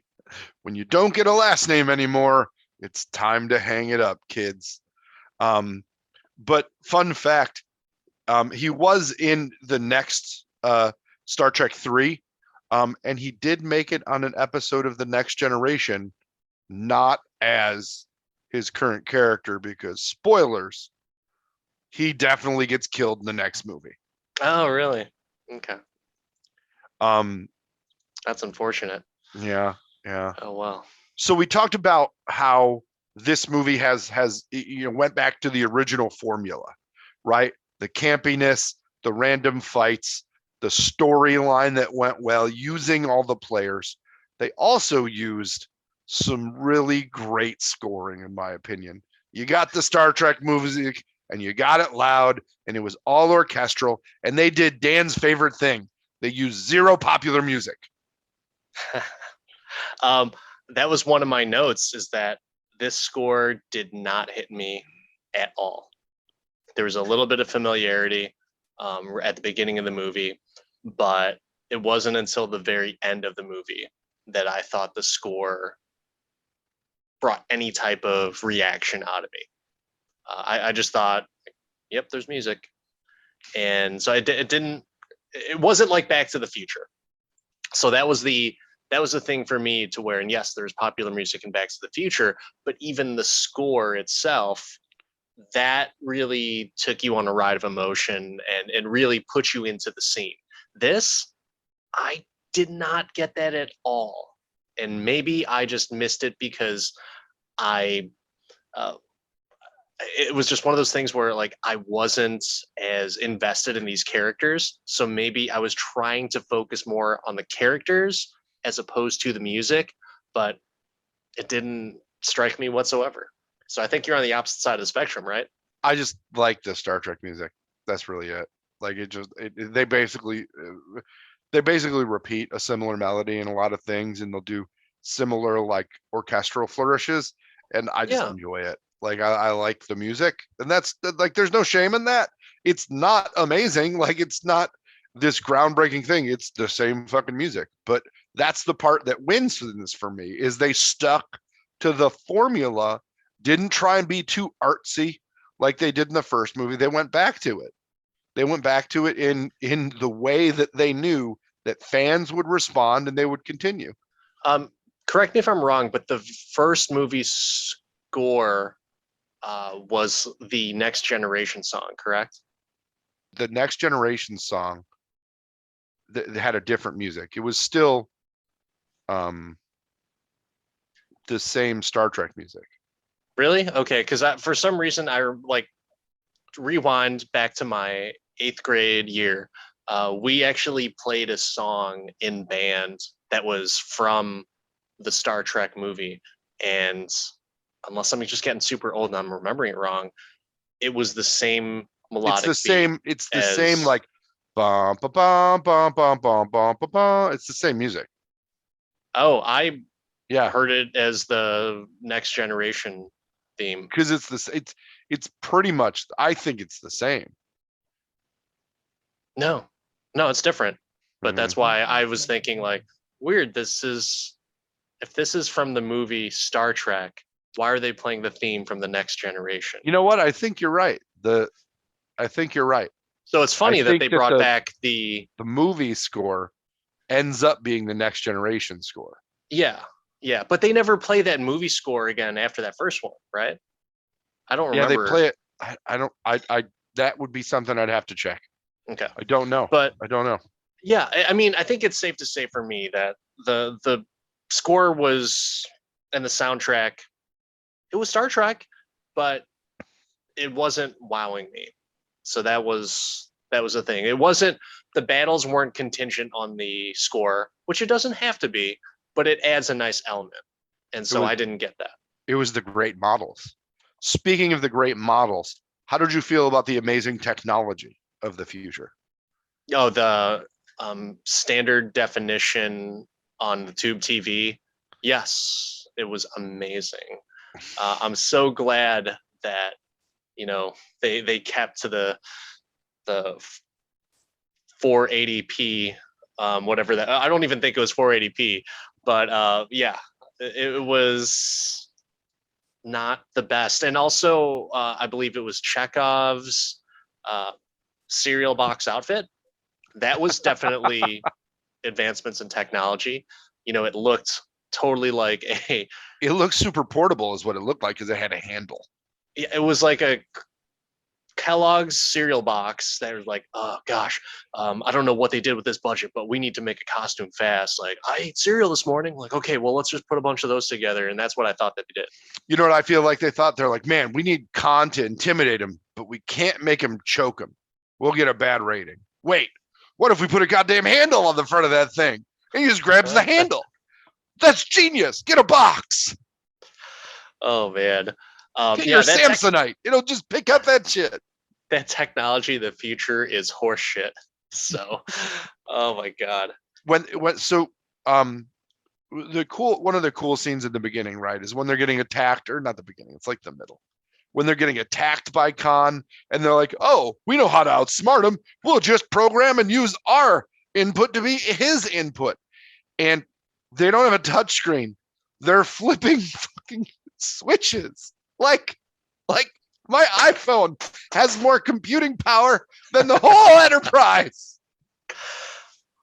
I mean, Jules Verne predicted shit, you know, well before his time. Like, couldn't someone in production just make something up? Like, there's like a brain implant. They just touch something, and then all of a sudden they're linked to the ship.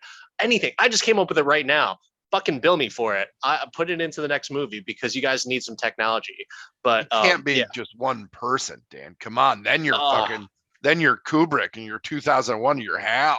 I just thought all the switches are really funny to me. I like the arbitrary red light that ran through the control board. It just looked like those old electrical race cars where you know, if you press the trigger too hard, it just runs off the track. Well, I think they just put like a few of those with some red fluorescent tape on it. And it's like, okay, this is our control deck. This looks good. Hey, do you still have that cereal box from breakfast? Yeah, get that too. We're going to need it.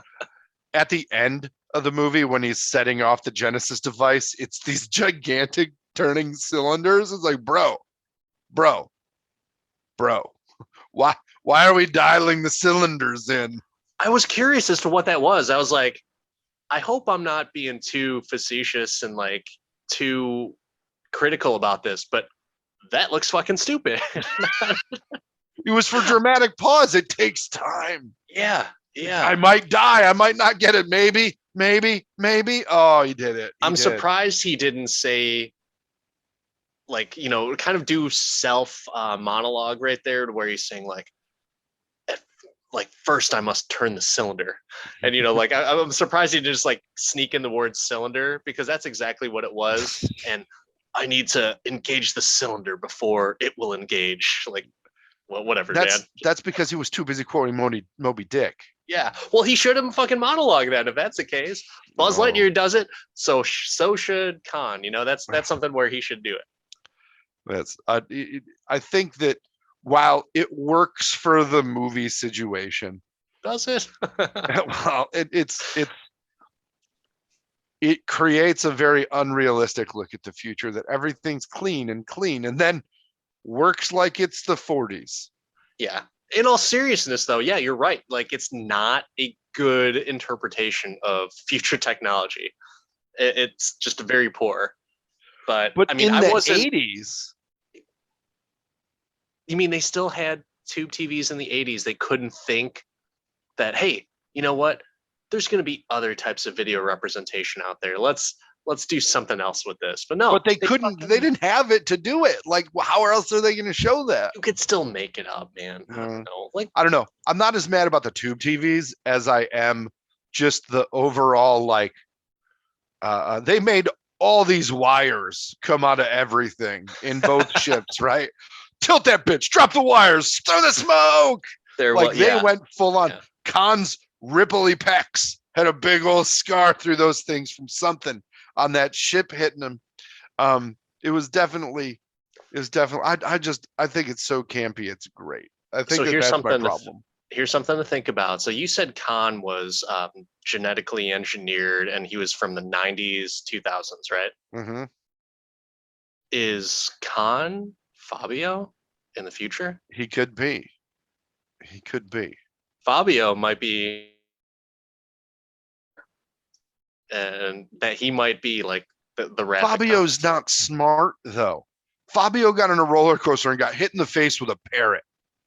He's not a smart man. You know what, man? I don't know. It's debatable to see if Khan is as smart as he is. So Well, I don't know. it is. I thought, first of all, Ricardo Montalban in this movie he commits. He does. He does like, a great job. Commits over the top. Like, you don't get that out there of a villain without that person committing. Yeah. And I can't remember him in any other movie. And I would only assume that, much like William Shatner, he can only be Khan. Like, that's what you get. Because what did he do? He did like Love Island or something like that for Pleasure the longest. Island. Pleasure Island. And he was the exact same person. Yeah. Like, just he did have sweeter hair in this. So yeah. But like, it's no. He's the same guy, and that's the greatest part about him. Did you know that like his Khan's cronies, like his crew, were like all Chippendales dancers? No, but I read that somewhere to where it's just like they just got a bunch of Chippendales dudes as Khan's, crew. And so I just found that very interesting. And yet Khan actually looked better with his man chest and deep V-neck to show off his man pecs. So, well, don't fuck with Ricardo. Yeah, man. But hey, you Chippendales, I thought that was like the thing back in the 80s, but apparently they didn't. They must have seen the guys in this movie. It's like, all right, we need to roid people up. Oh man, but they so this movie was made for 11.2, which what's that in like today's dollars? Like 25? I don't know. I don't know, but it's. I mean, something like this with this much practical effects has to be on the same budget as, because practical effects were expensive, right? I mean, you got to think that the budget on this thing's pretty high, and it grossed 78.9. 14.3 the first weekend. Like, it made money. So maybe that's how they made some money. They just cut back and had some Chippendale guys. They just threw some dollar bills at them. They were good. We're going to pay you at rate, or what is it? I don't even know the right term because I'm not cool. But they're paying them the minimum. Just stand there. One guy gets some words. The rest of you just push the pecs out, boys. Push the pecs out. But they weren't even like as jacked as Kirk's son. So that's why I was like, whatever. They were better off getting, Swayze and Chris Farley in the movie, and then they would have done just as well. Star Trek 3: The Wrath of Farley. Yeah, I don't know. I'm a big fan of this film, and I don't want to rip it up, but I think it's really funny the way that they did the turnabout pieces on this, and the way they actually made a plot that was believable. Not believable, but like kept you guessing. They had a few like, what? Kirk loses? Kirk ends up in the cave? What's going on? Kirk didn't see this coming? Yeah. Kirk gets double crossed by Chekhov? Yeah, but I, as a first time viewer of this, thought, so he tells you that they were under mind control, and all you say is, it's okay.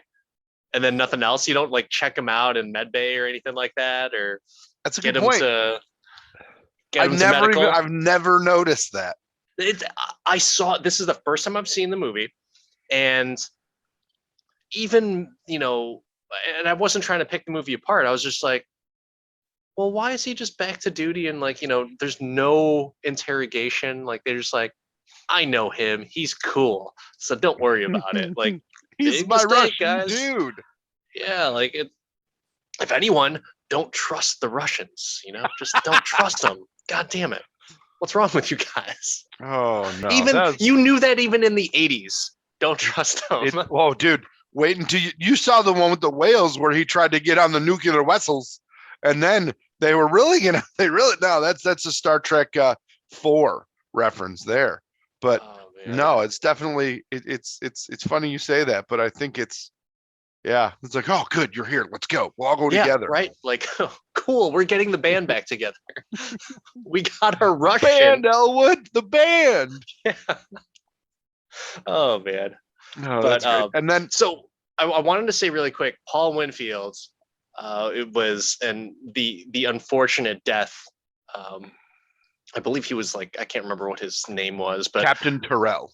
okay. So I knew him from Terminator, and that's the reason I was like, oh man, this guy's awesome. So hopefully he plays a good not. part in this. He sucked. He's so bad. I left him out of the cast list recap for this. Like our outlines, I didn't even mention him. I was just like, nah. If Danny wants to bring up the guy from Terminator, he will. And I did. Damn it, I did, Paul Winfield. Predictable as always. Friend of the podcast, Paul Winfield. Oh, is that guy now? I don't know. Dead. I hope I don't even he's. know. I think we need to. Just And, want to and by reach the it way, out. too, since we're talking about the characters, so R.I.P. Nichelle Nichols. We are shooting this on the week of her passing, and yeah, so just wanted to show a little bit of love for her and appreciation. She was a very strong character, and she continued to work well into her years, and I believe she was just on a she was voicing um, an Uhura descendant or something in a Star Trek um, project. So Yeah, no. yeah, Talk about an actress who paved the way for so many things that we see today. First interracial kiss on television was Uhura and Kirk. Like yeah. that's a good call out. Nichelle Nichols, huge presence, even though she didn't get a ton of opportunity outside of Star Trek. Man, did she do service to the fans? Did she always show up for things? Did she represent in a big way? Yeah. And fun fact, she is from Robbins, Illinois. And Robbins is a suburb of Chicago. If there's any basketball fans, Dwayne Wade was also from Robbins, Illinois. But I would pass Robbins up, not a very big town. And yeah, I would pass Robbins on the way to my high school. So yeah, just a little bit of local flair for you. Also, we may want to RIP Paul Winfield. We're a few years late because he died in 2004. But since you brought it up, top Paul 2 Winfield. build IMDb movies: Terminator, Star Trek 2, Yes. followed by Mars Attacks. Oh man, he was in Mars Attacks. I just Yeah. watched that recently, but I wasn't really paying attention to it. So Great 90s movie. how many? I bet he died in that movie too. I think he died in every movie that he was dies in in. everything. Oh man. But R.I.P. Paul Winfield. But Nichelle Nichols, yes, you will be missed. I'm sure the Star Trek fans across the world, along with people in the industry, are mourning the loss. So to Speaking switch of gears to loss. something more serious, there's a moment in this movie that is just amazing. And it's so bad, it is part of film history. And it's happening over my left shoulder. Dude, Did you laugh? And how hard when he God. I didn't laugh because I thought it was going to be like a really dramatic, cool moment. And so just watching the most recent Star Trek reboot with Khan in it, is that Into Darkness? I can never remember what it's called. I believe it is Into Darkness. Okay. So when Zachary Quinto kind of swaps that and he's the one who yells out Khan, it is just full of emotion, just coming from his gut and just like a cry out. And it was just amazing. Watching this, I was like, what the fuck was that? I thought it was like so stupid. And based off of, I knew people would yell out Khan, throw their arms up in the air, which I don't even think he threw his arm up in the air. He just was holding on to the mic. So I don't know where people got that from. But it was not emotion evoking whatsoever. If anything, it was just disappointment because in my head, I thought it was like building up to this pivotal moment that he's going to make that same primal cry, and he didn't do it. It was just really bad. I think this is one of my top Shatner moments because it's so terrible. It is the epitome of Shatner. And you know the really bad part is he has chops to be dramatic.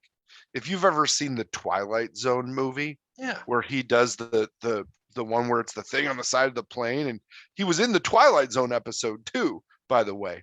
Like, he can act, except when he plays Kirk, he's the worst. And it's so bad, it's great to me. But there's certain parts of this movie that I knew that I had to just hear your thoughts on. And that is probably the one where I was like, because I watched it again recently, and I was just like, Dan's gonna love this. I did not love it. Because I thought, going into this movie, I thought this is the best Star Trek movie. The acting is great. The villain is great. What could possibly go wrong? So let's really get into what goes wrong on this, because the Shatner thing is the tip of the iceberg that we hit, and we just start, the whole thing starts sinking, right? They do get out of the cave, right? They had their code, which was really kind of cool if you thought about it, right? Days and hours. They tricked Savick. He did his whole the same thing, right? Not in the no-win scenario. That was again a call out to Kobayashi Maru at the beginning of the movie. And then he gets back on the ship, and they go after Khan, and they go for the nebula because it's sauce for the goose, right? Everybody's the same in the nebula, apparently.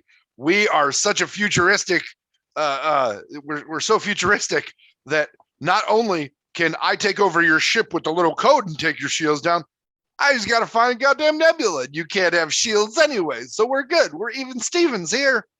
So they go into the nebula, they do the 3 dimensions of warfare, right? Not coming up from the bottom, but it's even over the top, or they can't do the undershots because all the wires and the puppetry. But regardless, right, they do some really cool maneuvers with their models, and we get through the fight. And Khan does the Khan, with my last breath I spit at thee, right? All that cool Moby Dickness, and goes to die.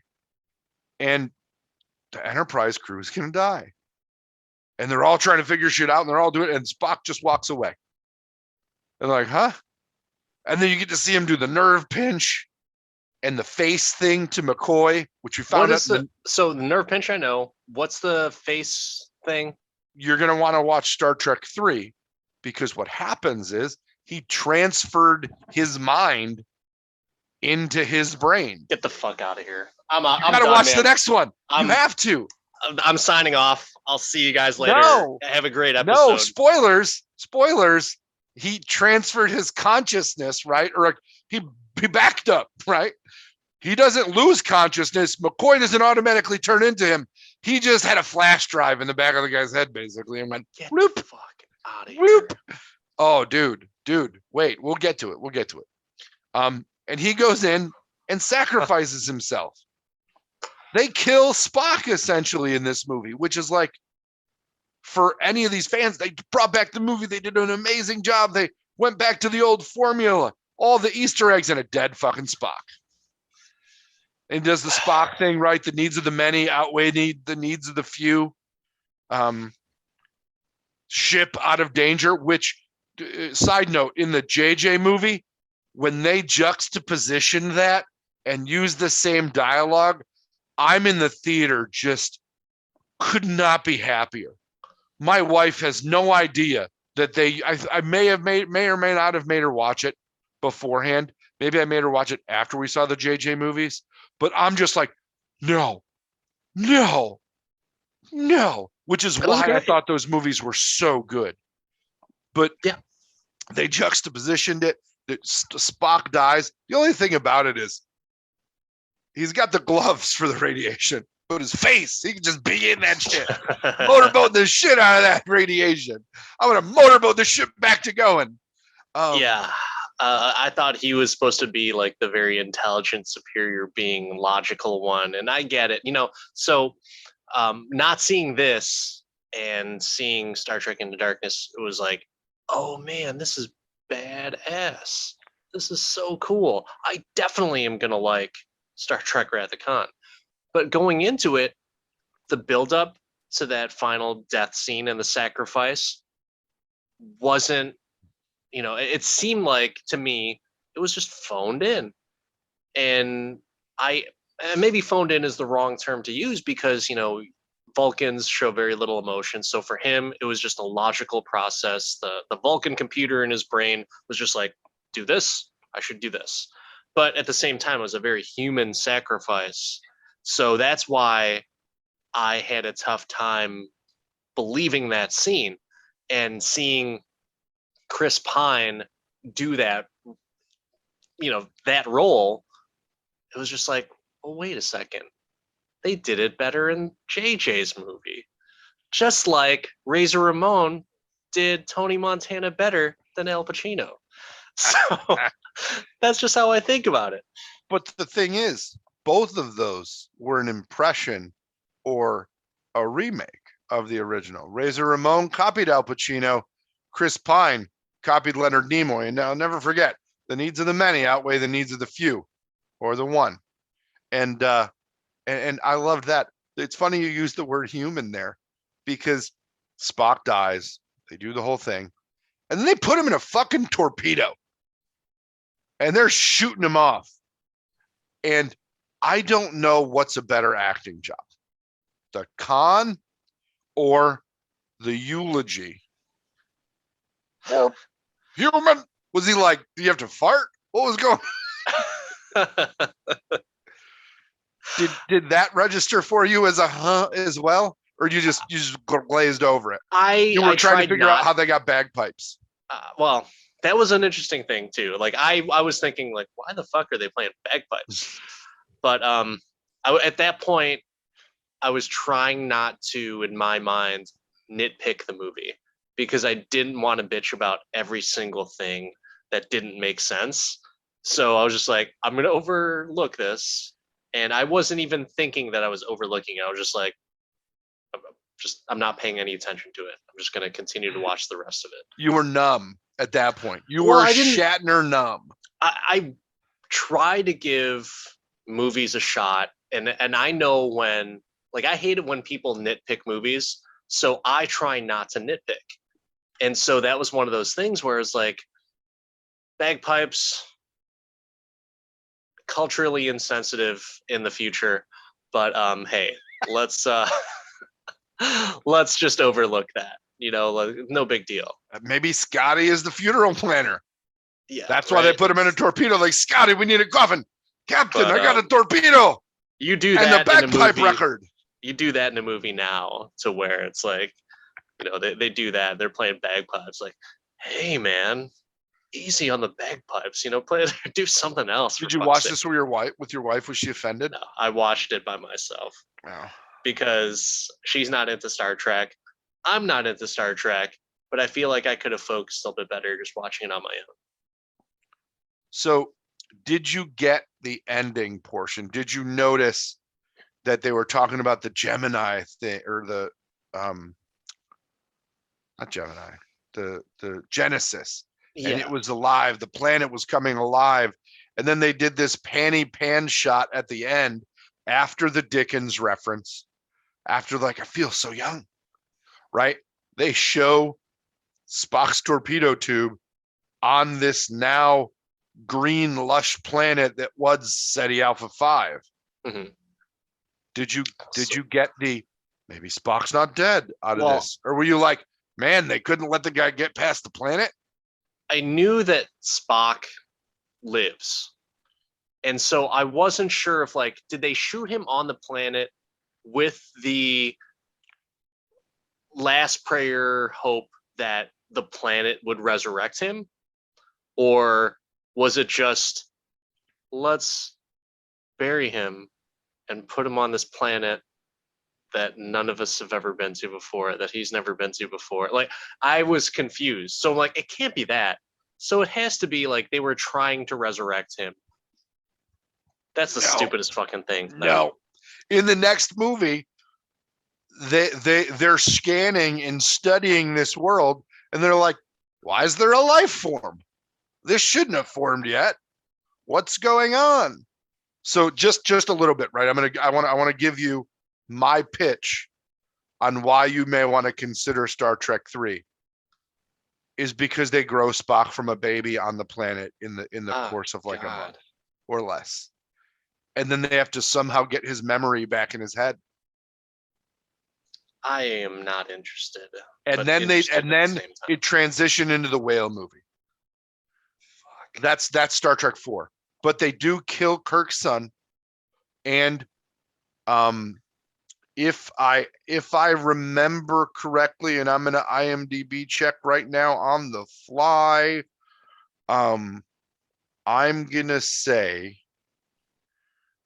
that in Star Trek 3,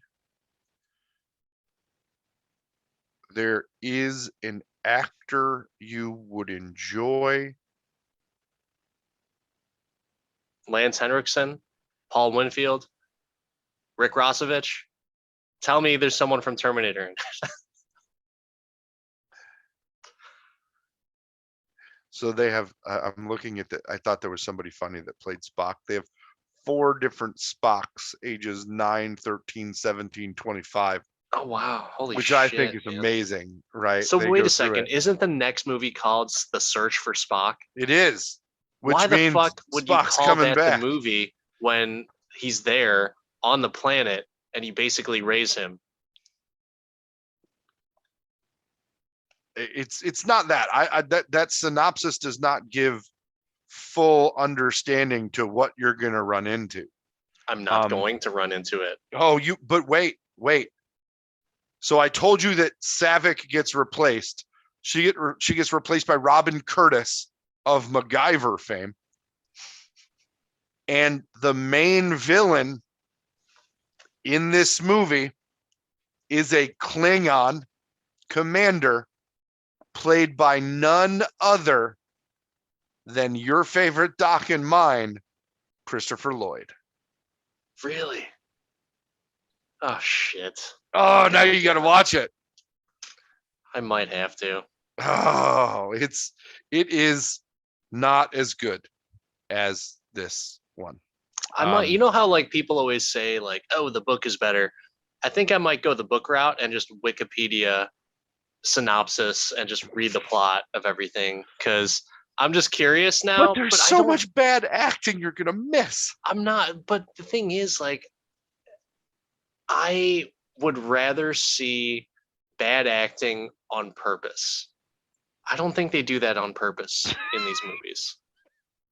That's the problem. You know, there's a difference between, oh God, that movie's so bad, it's awesome. It's probably because they knew that it was gonna be bad, or at some point all in my production. favorite movies, though, Dan. I mean, Naked Gun is a perfect example. It's bad acting, but it's supposed to be bad acting. Hot Shots, bad movie, bad acting, but it's good because they meant for it to be bad and a spoof. This is 100% dead ass serious. And I'm sorry, anything with the future, unless it's Idiocracy, it needs to play smart. And this does not play smart. What are you talking about? They have engineering and they have warp drive. Piss poor engineering and warp drive. Apparently. And Russians. You keep the Russians in charge of that stuff, man? Dude, they have global peace. Now we're worried about we're not about just Earth, Dan. We're about the galaxy. And tube TVs. We boldly go with our tube TVs. We put all the money into the warp drive. So I think that the question has to be asked just to see what kind of answer you can come up with. But Dan, Star Trek II, The Wrath of Spock, or The Wrath of Khan, can you do this all day? Of course not. And I was so disappointed because I, going to different cons and everything and You know watching, multiple cons? well, not, I'm sorry, conventions, comic Oh, conventions. But going to those and seeing like just the love and adoration of Star Trek. I always thought like Star Trek's fucking stupid, but of course I never really gave it a shot. It was just that simple-minded child of me where it was just like, oh, I like one thing, so I can't like this other thing. But no, you can like it all. But I do like some of the Star Trek stuff, but I just didn't like this movie. The acting is shit. The reboot did it better. The music didn't move me. The practical effects or impractical effects made the movie worse. And I was trying to be very sensitive to the fact that, like, yeah, it's the 80s, so it's not going to be like freaking Marvel-esque or Star Wars-esque or anything like. But you know what? Star Wars was in '79, and they did that shit a hell of a lot better. So when you have characters that are, and in my mind, this was built up to be the mountain of Star Trek movies. It was like the Mount Rushmore of, the best villain, and so it was like, uh, I was very disappointed.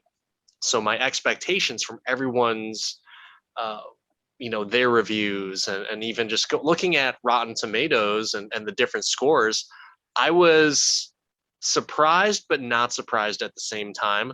So when I took a look at it, 86% Rotten Tomatoes, okay. But then I saw 7.7 on IMDb, like, oh, okay. And I'm pretty, I talk about Rotten Tomatoes a lot, but I think IMDb nails every rating that they do. And then I saw the Metacritic, which was 67 out of 100. And so I don't know what the basis is for Metacritic, but I am probably more within that Metacritic critique and rating. So I cannot do this all day. Mark, what about you? before I go, I just want you to know that Star Trek 3, The Search for Spock, has a 6.6 on IMDb. So get excited. I can do this movie all day because it's just campy enough for me. It's terrible, but I love the things that have come from it. I enjoy the original references. I enjoy the structure of the action and the structure of the story. I don't know why, but it's so bad it's great for me. I've probably watched this movie at least like twice a year randomly. I'm not gonna lie. So I need to say like just one last thing. And I made a note of this and I totally forgot to mention of it. But while Khan is fucking around with the little parasite creature, the little caterpillar that goes in their ears, Mm-hmm. Paul Winfield and the actor who plays Chekhov, I can't remember his name, they look so goddamn bored. And I think that's pretty much a metaphor of how Is I that felt you? Was that you the whole during this time? movie. Yeah, That's amazing. I felt Oh man. nothing. Well, I can't say that I agree with you, but I appreciate the fact that we went through this just to hear your thoughts and your input because I think that's what the people want. They want Dan's reactions to everything, Man, and I they was want to hear excited. more about the things Dan don't like. I was excited to watch it. I was like, oh, maybe I'll become a Star Trek fan because of this. Nope. You sound like me watching Enter the Dragon, so I'm Which there. I totally get. I totally get. But wow, this Well, is one of those things where it's like, I guess Star Trek, not my cup of tea. At least not this movie. Not this movie. okay, okay. But Mark, thanks so much for doing this. This has been another episode of I Can Do This All Day. This is Dan, the Part-Time Avenger, and that's Mark, the Resident Jedi. Don't forget, like, subscribe, message us, hit us up on Twitter or Instagram. We would love your ideas for additional retro rewind content or new content, new movies that maybe we've glossed over that you think we should talk about and review, and you want to hear how much Dan hates them, I'm really excited for any opportunity at that. So hit us up, send us anything. If you send it in German, we will use Google Translate on it. So please use phrases that Google will understand. Thanks, everyone. We'll see you next time.